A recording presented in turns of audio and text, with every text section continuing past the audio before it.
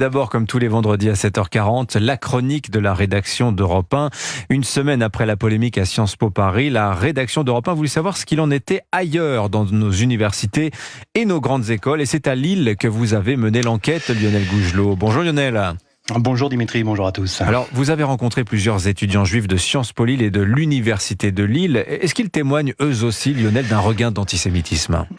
Écoutez, oui, et ce qui est frappant d'abord dans les conversations que j'ai pu avoir, c'est que tous ces étudiants évoquent en premier lieu le silence assourdissant qui a régné dans les facs au lendemain même du 7 octobre dernier. Pratiquement aucun message de solidarité envers la communauté juive, aucune condamnation du pogrom.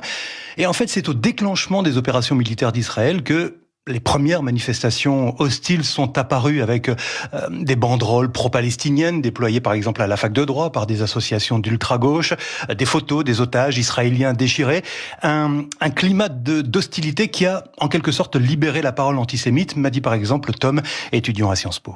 Quand on me dit frontalement « vous méritez ce qui vous arrive », oui, c'est la haine du juif.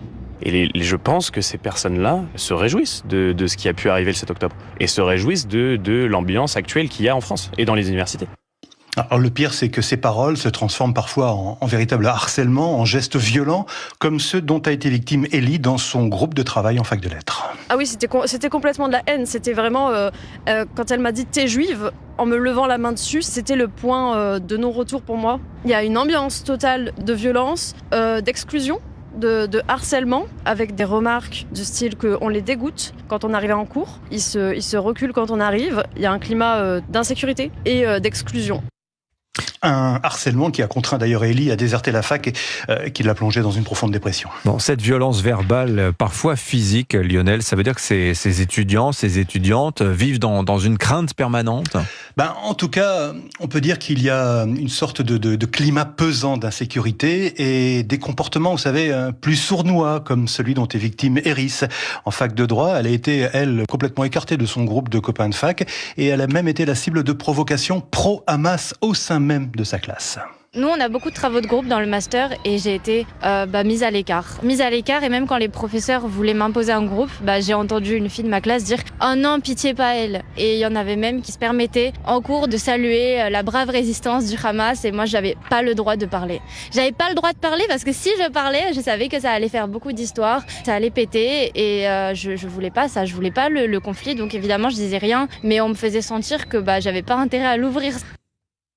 Alors, vous savez, faut noter que dans ce climat d'hostilité, Dimitri, ce climat est tel que ces étudiants que j'ai interviewés tout au long de la semaine, ils m'ont demandé de le faire anonymement, sous prénom d'emprunt, c'est dire l'ambiance qui règne. Ouais, édifiant. Comment les autorités universitaires lilloises réagissent-elles, Lionel ? Alors en fait, justement, ce que me disent tous ces étudiants, c'est qu'ils se heurtent bien souvent à une sorte de silence gêné de leur direction. Alors évidemment, il y a à Sciences Po comme à l'Université de Lille un référent racisme, antisémitisme que les étudiants peuvent saisir pour faire remonter les incidents, les agressions, mais tous me disent, comme Déborah, que c'est toujours très très compliqué. Dès qu'il y a un incident, on voit qu'en face, il y a un certain malaise. D'autant plus depuis la semaine dernière, ce qui s'est passé à Sciences Po. C'est surtout pas de vague. Surtout, il ne faut pas que cet incident se médiatise parce qu'il y a une réelle peur de la médiatisation. Sauf qu'en fait, on a l'impression que cette peur de la médiatisation, elle fait aussi le jeu des antisémites, évidemment. Alors voilà, ces étudiants doivent donc composer au quotidien avec cette ambiance, mais sans se résigner pour autant. Ne pas céder à la peur, me disait hier Déborah, sinon ce seraient les antisémites qui gagnent. Et je ne leur ferai pas ce cadeau.